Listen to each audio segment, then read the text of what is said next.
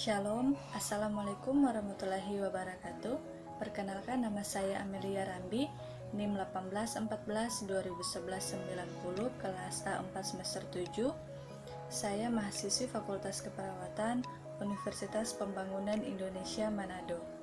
Video ini saya buat untuk memenuhi tugas ujian tengah semester mata kuliah keperawatan kritis dengan dosen pengampu Nurse Virginia Mastur, Sarjana Keperawatan, Magister Keperawatan. Dalam video ini, saya akan menjelaskan tentang tren dan isu serta penata laksanaan gastrointestinal pada gangguan sistem pencernaan pada penyakit diare. Baik, kita masuk dalam materi. Sistem pencernaan pada manusia berhubungan dengan penerimaan makanan dan mempersiapkannya untuk diproses oleh tubuh.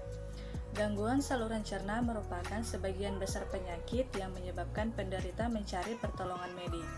Walaupun gangguan saluran pencernaan bukan merupakan penyebab langsung kematian seperti gangguan kardiovaskular, tetapi merupakan salah satu penyebab kematian tersering seperti kanker saluran pencernaan.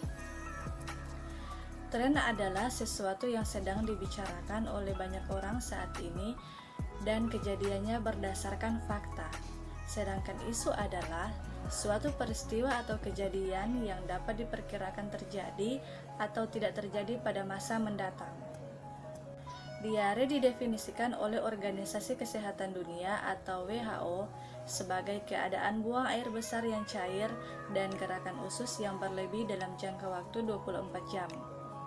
Namun, penduduk awam mengklaim diri mereka terkena diare ketika buang air besar lebih dari 2 kali dalam sehari.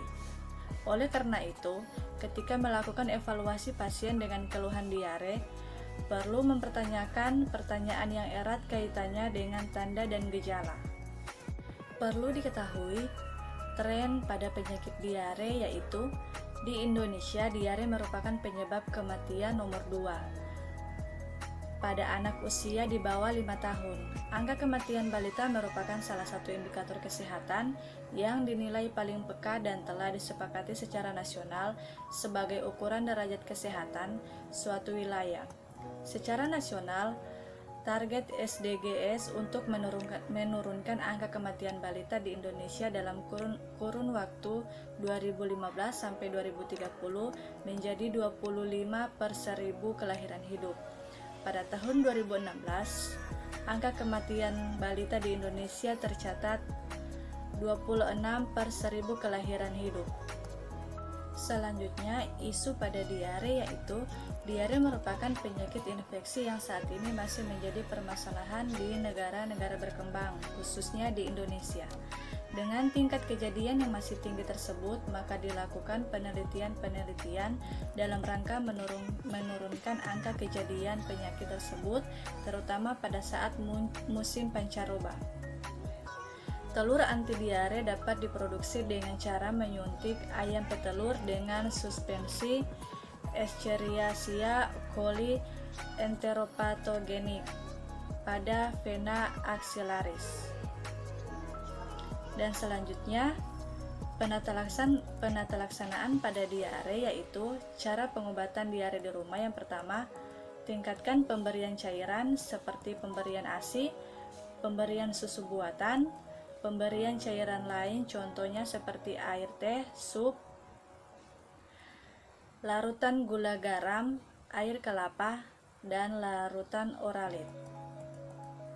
Yang kedua, teruskan makanan, yaitu berikan makanan yang mudah dicerna, yang mengandung kalium, dan jangan berikan makanan yang pedas.